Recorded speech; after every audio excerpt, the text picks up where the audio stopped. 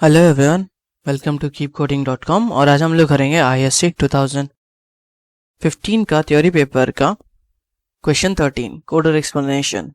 तो क्वेश्चन में चलते हैं। तो क्वेश्चन में क्या है? क्वेश्चन में कि एक लिंक लिस्ट बनाया हुआ है, जो कि कैसे बनाया है? Object of class, objects of a class, एक क्लास का ऑब्जेक्ट्स है, उनसे लिंक लिस्ट बना हुआ है। और ऑब्जेक्ट क्या है और क्लास क्या है? क्लास है क्लास नोड, और उसके अंदर क्या जाता है? इंट नम और नोड नेक्स्ट इसके अंदर जाता है। हम लोग को क्या करना है? ये तो क्लास का स्ट्रक्चर हुआ, क्लास नोड ऐसा दिखता है। हम लोग को करना है कि हम लोग को उन सब इंटीजर, जो भी ऑड इंटीजर्स होगा इन ऑब्जेक्ट्स में, जहाँ पे भी हम लोग को ऑड इंटीजर मिला उस ऑब्जेक्ट में, उसको हम लोग को सम कर लेना है, उस इंटीजर को। एग्जिस्टिंग है, लिंक लिस्ट एग्जिस्टिंग है, मतलब कि ये पहले से बना हुआ है, आप लोग को बनाने का ज़रूरत नहीं है। आप लोगों को सिर्फ या तो एल्गोरिथम लिखना है या मेथड लिखना है। हम लोग मेथड लिखें, और मेथड क्या है? ये वाला nodes count node start PTR। तो इसके ऊपर या तो मेथड लिख दो या एल्गोरिथम लिख दो इसके ऊपर में, ये कैसे काम करेगा। तो हम लोग इसका मेथड लिखें तो सीधा कोड में चलते हैं। और उससे पहले यहाँ पे जो नोड है, ये वाला क्लास नोड में जो इंट नम है, ये तो नंबर स्टोर करेगा। जब भी ऑब्जेक्ट क्रिएट करोगे तो इसमें नंबर डालोगे। और नेक्स्ट क्या करता है? नेक्स्ट बेसिकली उसके आगे वाला जो ऑब्जेक्ट बनेगा कौन है, वो ये स्टोर करेगा। नोड नेक्स्ट वो स्टोर करेगा, ये चीज़ स्टोर करेगा। सो बेसिकली मान लेते हैं एक क्लास XYZ है, जिसके अंदर में सेम चीज़ ही रखते हैं। एक तो नम है और एक वही नोड या XYZ नेक्स्ट। ये एक्चुअली ऑब्जेक्ट ही होगा XYZ नेक्स्ट। तो एक वेरिएबल है जो कि क्या स्टोर करेगा, ये हम लोग का उसके आगे कौन सा ऑब्जेक्ट बनाया है वही स्टोर कर रहा है। तो बेसिकली मान लेते हैं OB1 बना है, इसके अंदर स्टोर किया नम स्टोर किए 5, और उसके बाद में OB2 बना है ऑब्जेक्ट XYZ का ही, और इसमें डाले नम 3। उसके बाद OB3 बना है, इसके अंदर नम डाले 10। सो OB3 बना है, उसके अंदर में नाम 10 डालें। उसके बाद में हम लोग मान लेते हैं, तो पहले OB1 बना, उसके बाद OB2, उसके बाद OB3। सो नेक्स्ट में इसके आगे वाला क्या है वो स्टोर हो रहा है, जो कि OB2 है। उसके बाद में इसके आगे वाला क्या है? OB3। तो इसके वाला OB3 है, तो नेक्स्ट में क्या जाएगा? नेक्स्ट में OB3 चला गया। तो मतलब आप जब भी नेक्स्ट का कुछ भी करते हो तो इसके पास क्या है? OB2 ऑब्जेक्ट जो बनाया हो उसका वैल्यूज़ भी है, और उसके बाद में क्या है वो भी है, ठीक है। और OB3 के बाद कुछ नहीं है, तो नेक्स्ट को हम लोग नल कर देते हैं। नल मतलब इसके पास कुछ नहीं है, तो वैल्यूज़ अगर कुछ भी नहीं करोगे तो भी नल ही होता है इसका वैल्यू। तो सीधा है इसके अंदर कोड में है। तो बेसिकली हम लोग क्या किए इसके अंदर में, हम लोग कनेक्शन बनाते हैं ना, कि ये नेक्स्ट वाला ये नेक्स्ट कनेक्शन करता है कि नेक्स्ट वाला OB2 OB1 को OB2 से कनेक्ट कर रहा है, और ये नेक्स्ट OB2 को OB3 से कनेक्ट कर रहा है।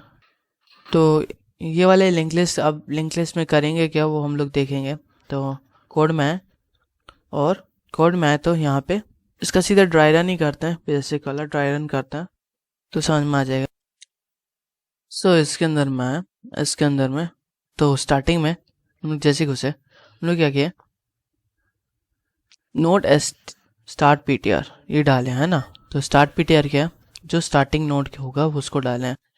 सो स्टार्टिंग कौन सा ऑब्जेक्ट है हम लोग का? OB1 है, तो इसको यहाँ पे ये डाले, OB1 डाले। और उसके बाद में क्या किया? Node temp is equal to new node, मतलब यहाँ पे एक नया नोड बना है जो बेसिकली एक पॉइंटर की तरह काम करता है। सो टेम्प,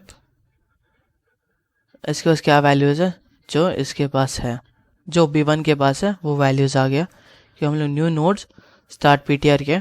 सो बेसिकली हम लोग एक और कंस्ट्रक्टर बनाते हैं जो कि जब क्रिएशन के टाइम में, जब ये ऑब्जेक्ट क्रिएशन होता है तो हम लोग एक और कंस्ट्रक्टर बनाते हैं जो कि क्या ले सकता है, वो ऑब्जेक्ट ले सकता है क्लास का। और उसके बाद उसके अंदर में हम लोग क्या करते हैं, हम लोग बेसिकली या तो वैल्यूज़ कॉपी कर लेते हैं सारा जो भी उसके पास है, वो टेम्प में या किसी में नम में या किसी में कॉपी कर देते हैं वो सारा वैल्यूज़। तो वही करेंगे इसके अंदर में। तो वो होता है, तो मतलब जो भी इसके पास है, अगर temp डॉट नम करोगे तो 5 आ जाएगा, temp डॉट नेक्स्ट करोगे तो ob2 आ जाएगा। सो temp बेसिकली क्या है, ob1 का वैल्यूज़ इसके पास है, int c0 है, स्टार्टिंग में c0 रहेगा। तो उसके बाद में अंदर में चेक किया कि while temp not equal to null है क्या। So temp not equal to null है क्योंकि इसके पास ob1 है, वैल्यू है। उसके बाद अंदर में आएगा, अंदर में आया तो क्या चेक करेगा कि क्या temp dot num, so temp dot num ये जो वैल्यू है modulus two not equal to 0 है क्या। मॉड्यूलस टू इक्वल टू 0 का मतलब है कि वो नंबर कम्प्लीटली डिविजिबल है 2 से। नॉट इक्वल टू 0 का मतलब कम्प्लीटली डिविजिबल नहीं है। तो मतलब अगर कम्प्लीटली डिविजिबल नहीं होता तो वो ऑड नंबर हो गया हम लोग का। सो वो ऑड नंबर हम लोग अगर चेक करें कि क्या वो ऑड नंबर है क्या, जो भी नंबर है, तो temp डॉट नम मतलब temp डॉट नम क्या हुआ, मेरा 5 हुआ। उसके बाद में चेक किया क्या 5 modulus two not equal to 0 है क्या, मतलब क्या ऑड नंबर है। तो यहाँ पे ऑड नंबर हुआ। और क्या है, c प्लस इक्वल टू मतलब c is equal to c plus temp dot num, so मतलब 0 प्लस 5, तो 5 हुआ मेरे पास, c का वैल्यू हुआ मेरे पास 5। उसके बाद में क्या किया, बाहर निकला, temp is equal to temp dot next, temp is equal to temp dot next, temp dot next के पास क्या ob2, सो temp के पास ob2 वैल्यू आया।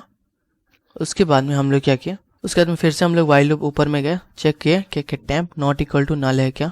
सो अभी temp का वैल्यू ob2 है तो कंडीशन ट्रू हुआ। अंदर में आया, चेक किया क्या temp डॉट नम, अब temp इस पे पॉइंट नहीं कर रहा, अब इस पे कर रहा है, क्यों ob2 कर लिए temp को, तो ob2 का जो वैल्यूज़ है अब temp के पास हो गया।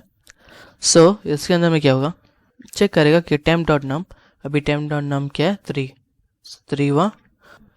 Modulus two not equal to 0 देता है क्या, तो यहाँ पे देगा क्योंकि 3 ऑड नंबर है, क्योंकि 3 ऑड नंबर है इसलिए ये वाला अंदर में आएगा।